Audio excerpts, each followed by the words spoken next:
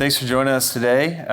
Very excited time here at Centroid. We are launching our managed services offerings. We've been doing managed services almost since the inception of the company, if not a few years after. But we just did a repackaging, listened to the market, and said, what can we do better, right? So my name is Scott Whitley. I'm the SVP of Sales for Centroid, and I'm joined here with a lot of my friends.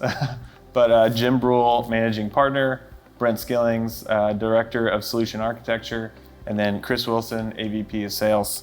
So we're going to be talking about those offerings, talking about our business and why we did what we did, and jump into it. So Jim, do you want to talk about maybe the inception of managed services at Centroid? Yeah, happy to. We started the company 27 years ago doing Oracle application deployments, mainly ERP around the globe.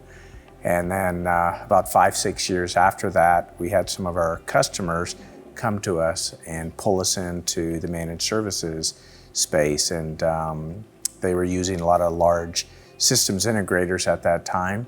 And they knew we actually supported those SIs and did most of the work. So they kind of pulled us into those opportunities. And at that time, we birthed managed services, and we've continued to innovate over the years, bringing new, practices, technologies, people, processes around the managed services to the marketplace. And just like you mentioned, we're rolling out a new package offerings, and it's just really the innovation that happens in the industry, and we're, keeping up with it. That's awesome. I think the fact that you said, we listen to our customers, right? That's what kind of started the beginning of it, which is what we did again, right? Listening to the marketplace, trying to make things easier. Economy is changing, things are happening. How do we make things quicker, faster, and move? So how important, Chris, is customer feedback in launching services like this? Oh, it's critical. It depends on whether you're establishing a new relationship with a client. Typically you're doing some type of engagement. You might have a managed service offering that takes over after the implementation goes live. But other times, you're working with clients and they're looking for help, whether it's augmenting their resources or taking over a completely different scope of expertise that they don't have, and we have that. So it makes sense to put us in charge of that type of effort. It's a good point too on the resource skill gap, right? So Brent, I know you're on the technical side. What are some of the primary skill gaps that you see as we do some of these cloud transformations and shifts? Well, I think there's a lot of customers out there that see areas of really potential and opportunity, and the skill sets are just not there, or they need to augment it slightly to make it where they're able to support a specific product or a solution that they may, have in the future. So having, a group of people or a team that can come in and help and take over that and be able to support it in such a way that, it gets them where they need to be. There's a lot of stuff with artificial intelligence. There's cloud in general is sometimes an open gap for people, because clouds kind of define many things to different people. And having, a team that is able to come in and be able to manage that environment very distinctly and be able to move that company forward, I think it's very important. Yeah, that's great. So one of the questions that we often get before we dive into the solutions, Jim, I like your feedback on this, but being around 25 years, being in the marketplace, dealing with some high-level Fortune companies, like one of the questions we get is, well, we're not the big four, right? And so what competitive advantage can we offer a company moving into managed services, maybe not in that big four, but still a pretty decent sized company? Well, I think moving quickly, to help customers, solve some of their business challenges in technology. You're not always getting, the depth of technology by some of these large SIs. In fact, Gartner has been writing a lot of articles and publications over the last 4 years that large SIs do very well. They go very broad, but they don't go very deep. And so now they're focusing on companies that actually go quite deep. And so yes, maybe we're not a big four, but what we bring to the table is equal, if not better, from a capabilities standpoint. And I think being in the business now 27 years is kind of a testimony. There's a lot of companies that spring up, they do well, and then they're gone. We've been able to consistently grow over the years, and I think it's something that our customers have confidence in us right, versus everybody else out there, and that's kind of sustained us. Yeah, that's great. Great feedback, great knowledge on that. So we actually developed 3 packages around managed services: the Essentials, Elevate, and Elite, the 3 E's. And so just to briefly talk about the packages, the Essentials package is essentially anybody that's looking to make the cloud transformation journey, maybe as a first step, hasn't done that yet, maybe on-prem, looking for a hybrid solution, maybe DR as a service. In some ways, they're just beginning that journey.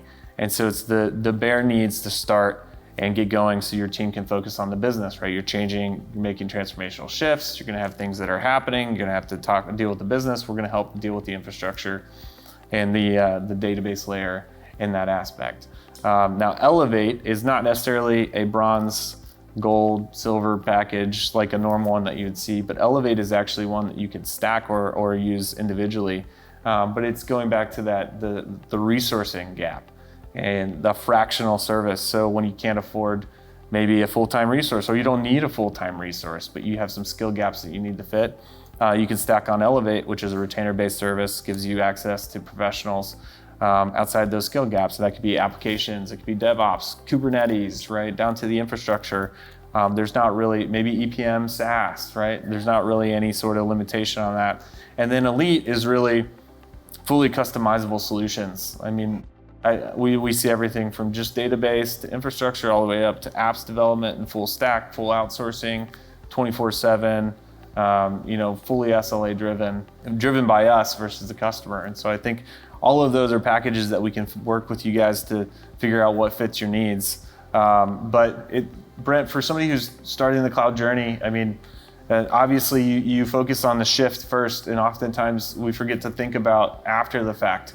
So, what is your recommendation for people that are considering, what's next in that journey with these packages? Well, I think that from a standpoint, I mean, you brought up the 3 different kind of the pillars that we have specifically in those solution breakouts. And the first piece of that, again, is, with Essentials, you're really kind of getting started, and it gives you the first level of support, making it very easy to transition because, as you mentioned, our most technical resources are really busy with business-oriented things.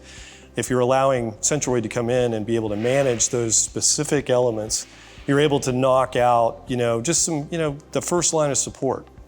So we're able to help you with these basic areas, and then you can progress. So if there's other things that you need supplemental resources to handle a specific task of some sort, then we can come in. We've got technical resources that kind of expand the gambit of different areas. And then ultimately, it may be where you decide this entire environment should be handled maybe by another team. And we can handle every one of those scenarios very easily. And it can transition very easily as well.